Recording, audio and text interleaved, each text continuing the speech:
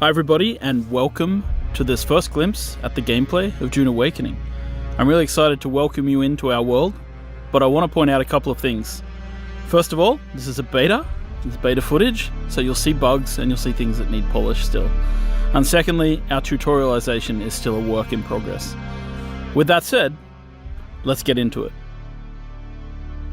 The start of the game, Dune Awakening, begins off-world on this large spaceship. Show yourself, child. It is here, in the presence of the Reverend Mother, the character creation begins. Now the first thing you'll do is choose your preset avatar. Some of these are heavily inspired by the Denis Villeneuve movies. Once you've chosen a base visual look, you can then move into the depths of character creation and make choices about how your character feels, both in terms of age, but also a plethora of physical attributes. Our goal in giving players access to a detailed character creator is to really allow them to create the avatar that lets them fulfill their fantasy of living out their dreams on Arrakis.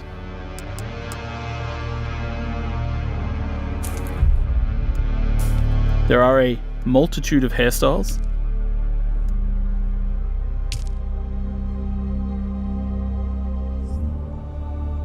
and other things such as tattoos for players to choose from. You can even choose different styles of lipstick and eyeshadow.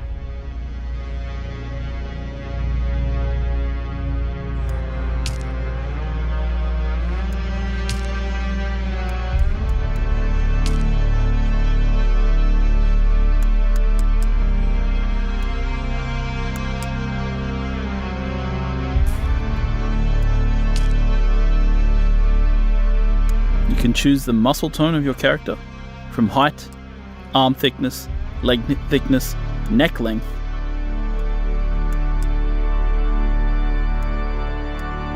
And once you finish your character, you choose your name and enter the world. And once you've customized the avatar that you want to play in the game, Have they told you well, then we what move I into am? the second phase of character creation. Then I will sift your words for lies. Let's begin.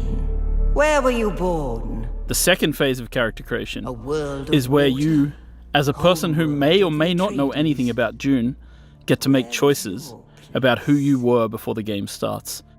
Where you come from, Bad advice. what caste you belong make a to bad in the Dune deal. universe, and of be course, close to perhaps power most is to importantly, walk the who your nice mentor edge. was. Who was your mentor? Your mentor determines your starting set of skills when you enter the game. You must have been very young. The mind must be prepared or the training does not take. The test is almost complete. Have you spoken truth? Come here. Kneel. Put your hand in the box.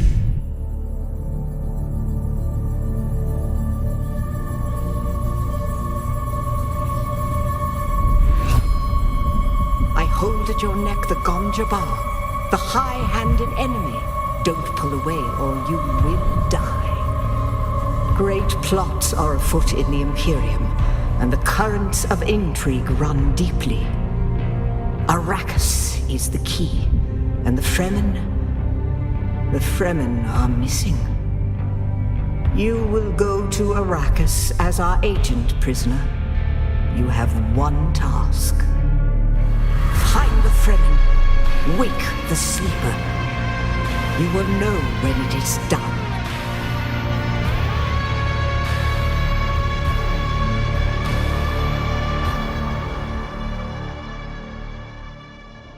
Now we're going to jump ahead a little bit in the story here, skipping past several events just to sort of get into the early new player experience of the game. And you'll see that the player, after various shenanigans, wakes up here in a cave. And as we sort of look around the cave, we'll notice that it's filled with Fremen and the remnants of, this ancient culture.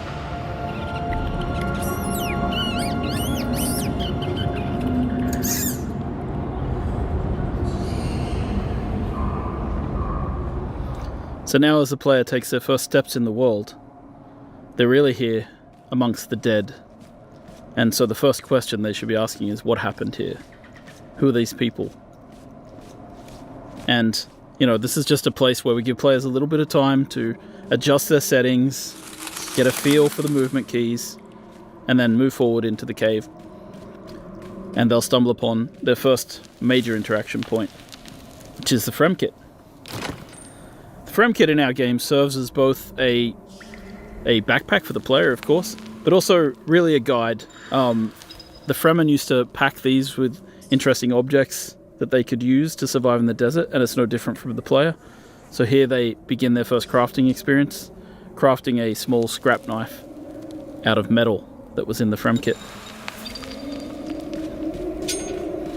These caves have been moisture sealed in order to preserve the moisture of those within the cave, and so the player, as they explore, will be able to use their scrap metal knife to pierce the seals and escape. So really this entire area, built using Unreal Engine 5, is just to sort of get the player and ease them into the path. A lot of survival games have very abrupt, very harsh beginnings, and we tried to, you know, make the experience of joining Dune Awakening just a little easier, just give people a little bit of a feel for the world before we really toss them out into the harshness that is the desert of Arrakis. So here we've crafted a heal kit, and we're going to use that to heal our character. And once we're healed, you'll see that our stamina bar in the bottom left appears. And now that we have stamina, we can climb. The climbing system in Dune Awakening is based in part on the one that we built for Conan Exiles. It's a free-form climbing system. It can be used to climb almost anywhere. And as you'll see later, the new technology available in Dune Awakening, such as suspensor belts, allows us to do even more interesting things with traversal.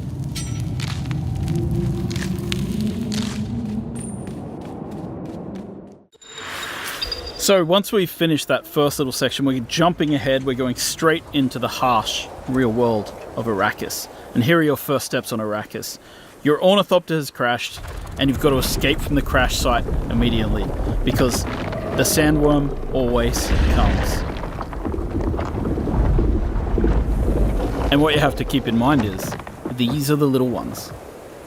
So these are the first sandworms you encounter in the game. There's bigger ones later on. The other thing that you have to pay attention to as a player is sunstroke and heat. So if you see in the top middle of the UI here, we've got this sunstroke bar building up. The longer you stay in the sunlight, the more chance you have of getting into this sunstroke state. And of course, our player here, not the sharpest knife in the drawer, has decided to stay in the sun and try harvesting water from plants. So he has become sunstroked. Sunstroke gives you a debuff. It means that your water goes down much faster than it normally would. That means you'll need to drink more often. So stick to the shadows, avoid the sun. It will eventually wear off if you stay in shade long enough. So now that we've made our way out of the first part of the desert and we're heading deeper in, we're going to start to harvest in the game world. So harvesting in a lot of these survival games is quite similar. In this case, we're picking up items, but we're about to pull out what's known as the cut array.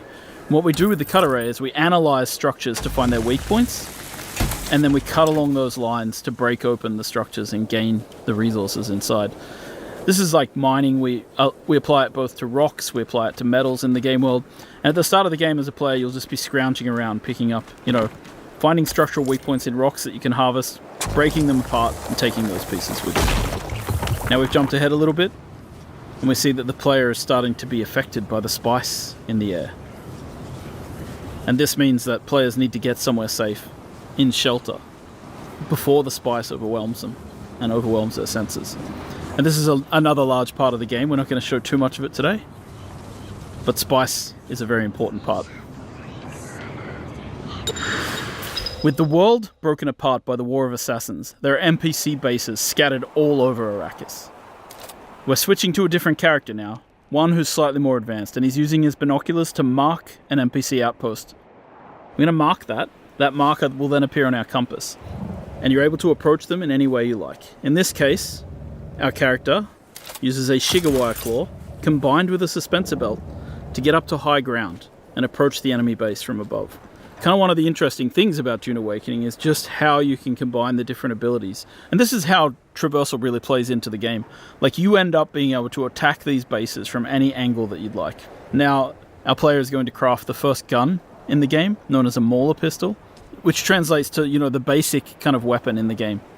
As you may know, in Dune, bullets are not the preferred type of ammunition. Instead, it's darts, which are fired at a slower rate in order to try and attempt to pierce shields. Now, this early in the game, enemies don't really have shields, so the player is going to sneak into the base from above and use a combination of their early abilities. In this case, dropping out a grenade, then sneaking around the corner, and beginning to get into NPCs head-on. Now, troopers are the basic shock troops of the universe, and their ability trees reflect that. Grenades, Shiga claws for moving around, and of course, they're able to take down people with headshots. You can see how suspensor belts really allow you to change your approach to combat.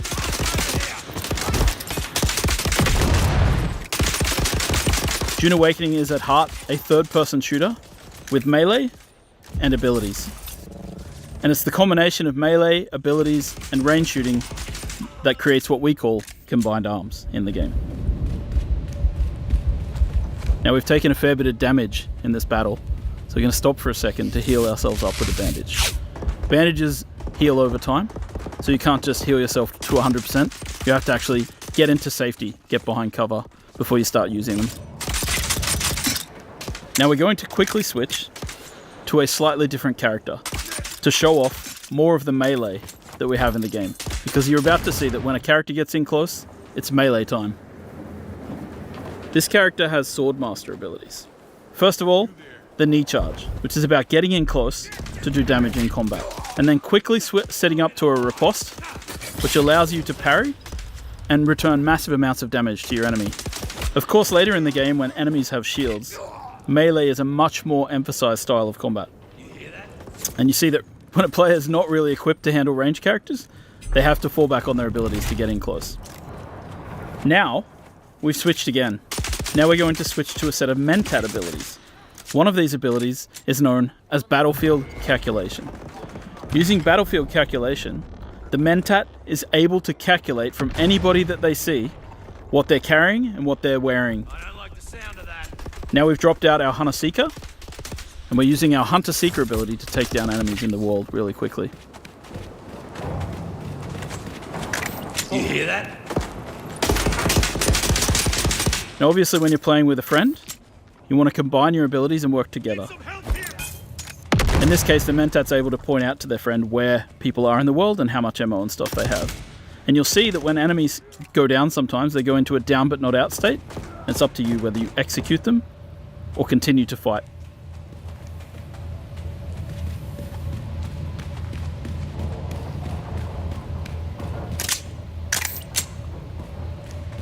After a quick reload, it's back into the battle, with our friend coming from above and throwing out one more grenade.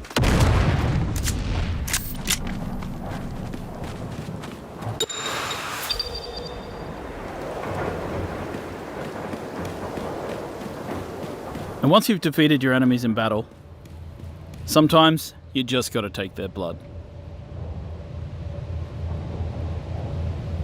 In order to get water, the player's going to have to craft themselves this blood sack and this blood extractor and use it to harvest blood from their fallen enemies. Now, in our game, it's not always a good thing to just take blood from people. It's potentially bad and can only be used for certain things. Once you've extracted the blood, you can then of course drink it. As you'll see here, the player takes a big sip from their blood bag.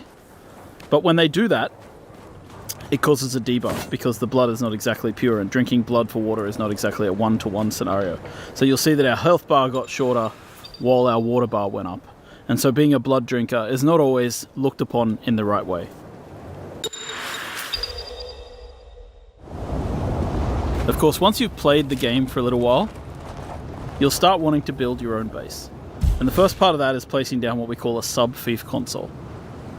A sub-fief console allows you to claim a small part of Arrakis as your own, but it does in turn mean that you'll start to owe taxes to the Emperor. So here we are with our building system. And you can see that we have two types of building here. We have the holograms, which show in the beginning. I call them solido projections internally. And we have the way that you fill in, which is by holding down the mouse button in this case. So the cool thing about this is it allows us to have this cooperative building system. So you'll see that one player places out the solido projections and the other player fills them in with the materials from their inventory.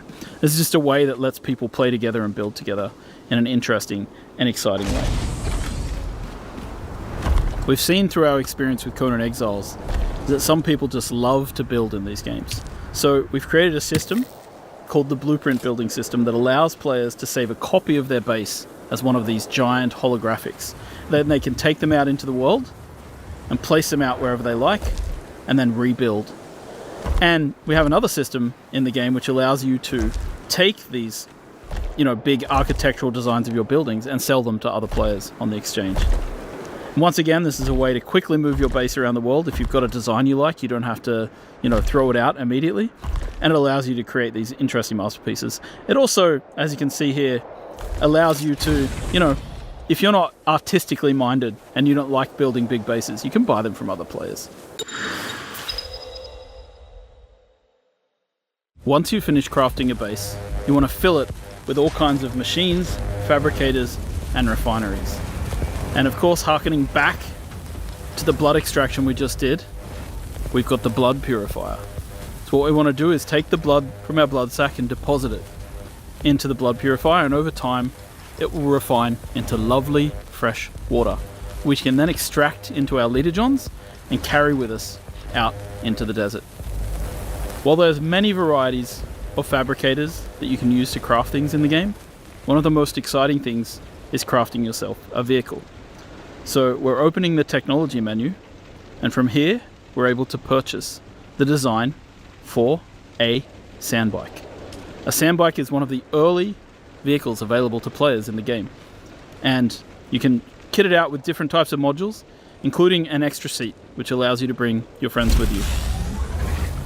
So in this menu you can see we're fabricating ourselves a sandbike, and all the different parts of the sandbike have to be fabricated individually. So the player is going into the menu here, they're crafting different things which will make up their sandbike, and as you can see it prints out in this kind of 3D printer type way where all the materials are turned into these particles which then come together to form the different pieces of the sandbike. And you can see it's sort of all happening in the background here. And if we go out into the world view, you can actually see the pieces forming up inside the fabricator. So a base with lots of these fabricators going is actually pretty cool and pretty busy. Once we've done, we jump back in, we pull things out of the queue, chuck them into our inventory, and then we use the welding tool to place out vehicle pieces. Now again, this is a cooperative activity. We've thought about multiplayer, so any other player could be working with you to place modules and pieces of this bike. And so we're going to assemble this bike, but of course when you work on larger vehicles and your friends are with you, you'll be able to work together to craft big things like transport ornithopters or sand crawlers. And so we're going to add the body to this, and we're going to add an extra seat just in case we want to bring our friend with us out into the world. Once the bike's been assembled and fueled up, you jump on and you can head out to explore the greater areas of Arrakis.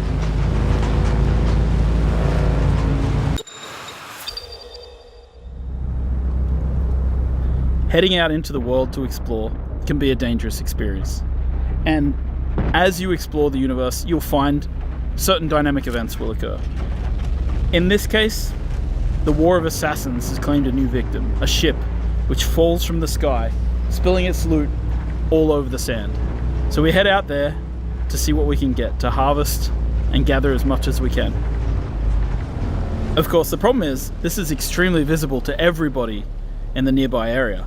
So people will be able to see this. And so in a PvP area, you might suddenly find yourself coming into competition with other players. In a PvE area, you might just find other people competing with you to get to the loot first.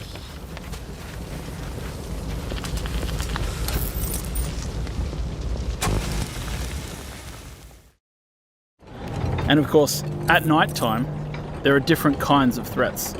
Because while the heat of the day is dangerous, at night, the Sardaukar patrol this area of the desert with huge spotlights searching for players. Now this player is over here, harvesting dew with a dew reaper, sucking the water off the surface of these plants, and they've been captured and seen by the Sardaukar. And the Sardaukar send down troops who come floating down out of the sky to attack and destroy the players.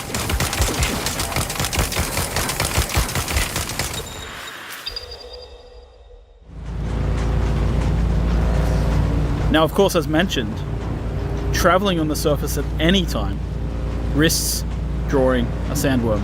But there are certain things which we've created to draw players out of their comfort zones.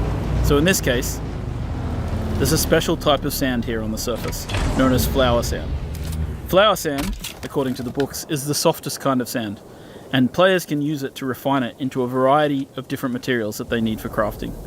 So you want to come out into the desert and you want to try and find flower sand, but you have to be wary and pay attention, because as you harvest, you risk drawing the attention of the sandworm.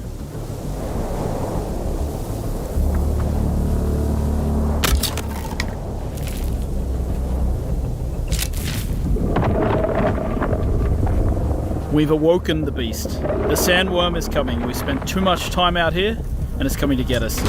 Now you can see in the middle of the screen the indicator showing us that the sandworm is angry and it's coming after us.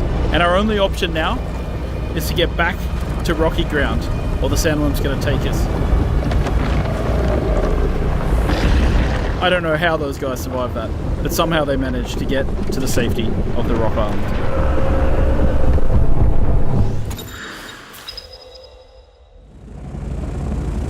Once you've crafted your first ornithopter, you'll be able to take to the air and your entire perspective of the world shifts. From here, it'll make traversing the world a lot safer because you can avoid the sandworms.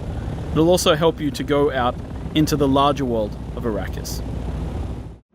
Here we are in the overland map, and we're going to make our way south until we find the place known as Harko Village. Harko Village is the current seat of the Harkonnen, after their city, Carthag, was destroyed in a nuclear explosion during the War of Assassins.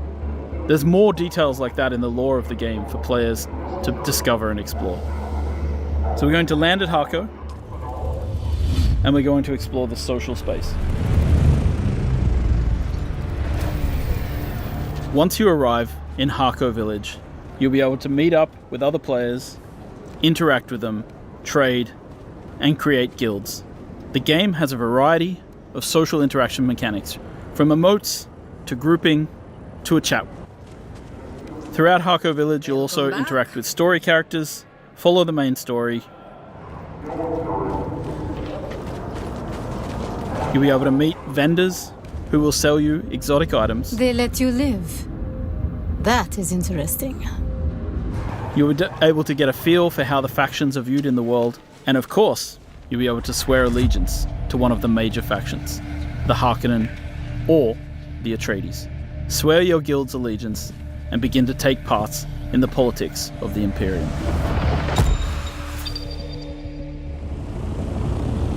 Once you've grouped up with friends, you should go out into the world and find desert Imperial testing stations. These are dungeon-like experiences, which you and your friends can work through together. So here we are landing our various ornithopters outside of one of the desert testing stations, and we're going to head in as a group. Now it's really important to prepare different skills and abilities. These areas tend to be more of a challenge, and it's great to work together to complement each other. So this is the skill tree.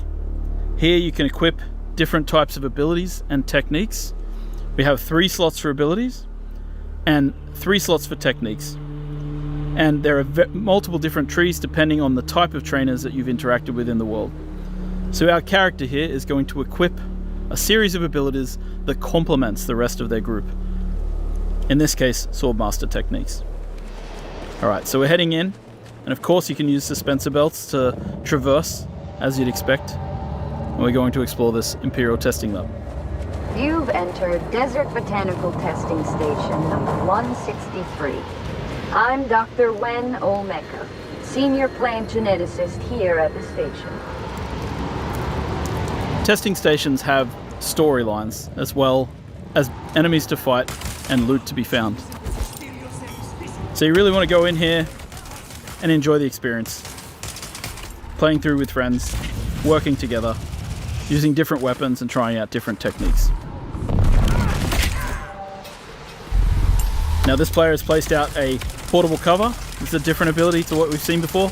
And you see that the enemies here have shields. Using the flamethrower, it's easy to get through a shield because you can burn the air around them.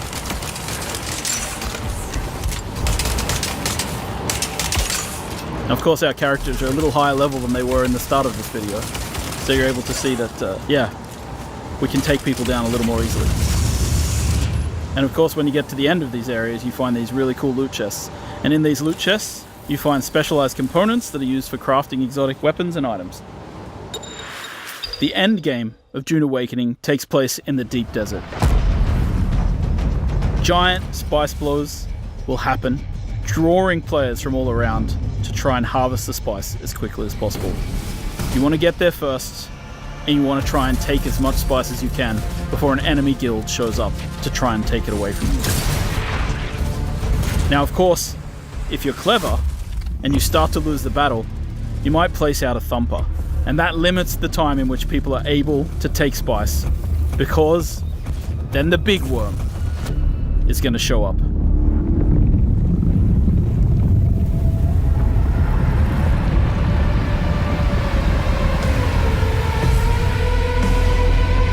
I hope you've enjoyed this brief glimpse at the gameplay of Dune Awakening, and we're really excited to have you join us when the game releases.